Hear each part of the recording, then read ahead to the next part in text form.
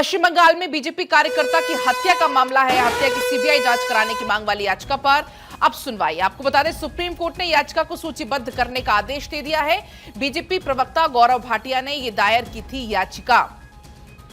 तो ये बड़ी जानकारी है पश्चिम बंगाल से, जहां पर बीजेपी कार्यकर्ता की हत्या कर दी गई थी और इस हत्या की सीबीआई जांच वाली जो याचिका है वो जो गौरव भाटिया ने दाखिल की थी, इस पर अब सुनवाई होनी है। सुप्रीम कोर्ट ने याचिका को सूचीबद्ध करने का आदेश दे दिया है। इसी बीच सुमित हमारे साथ फोन लाइन पर जुड़ गए हैं।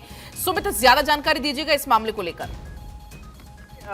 पलक, गौरव भाटिया जो बीजेपी के प्रवक्ता है, उन्होंने साल 2018 में याचिका दायर की थी और पश्चिम बंगाल में बीजेपी कार्यकर्ता दुलार कुमार की जो कथित तौर पर हत्या हुई थी, उसकी सीबीआई जांच की मांग जो है उन्होंने सुप्रीम कोर्ट से की थी।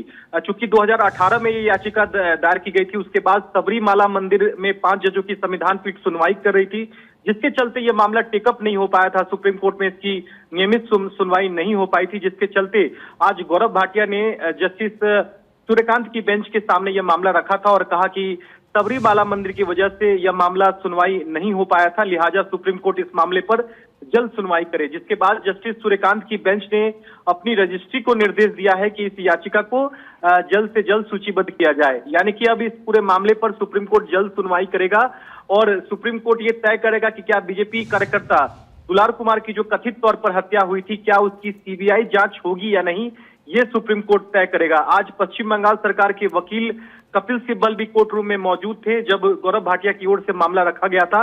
जब सुनवाई की हामी सुप्रीम कोर्ट ने भरी तो पश्चिम बंगाल सरकार ने भी इस पर आपत्ति नहीं जताई है।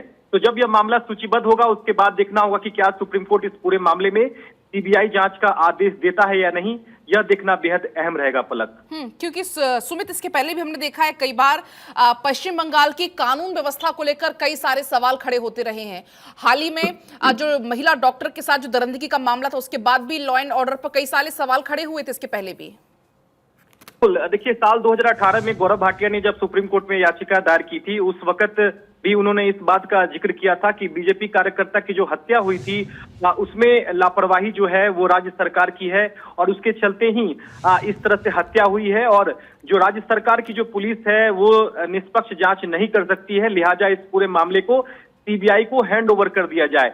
अब सुप्रीम कोर्ट ने याचिका पर एक बार फिर से सुनवाई के लिए हामी भरी है, तो देखना होगा कि क्या सुप्रीम कोर्ट इस पूरे मामले में सीबीआई जांच का आदेश देता है या नहीं। अगर सीबीआई जांच का आदेश देगा तो कहीं ना कहीं पश्चिम बंगाल सरकार की जो मुश्किलें हैं वो बढ़ सकती हैं। तो देखना होगा कि कोर्ट का क्या कुछ आदेश आता है इस पूरे मामले में, लेकिन ये निश्चित तौर पर जल्द सुनवाई जो है वो दिवाली की छुट्टी के बाद ये उम्मीद है कि इस पूरे मामले पर सुप्रीम कोर्ट सुनवाई जो है वो शुरू करे एक बार फिर से। ठीक है सुमित, बहुत शुक्रिया आपका तमाम जानकारी साझा करने के लिए।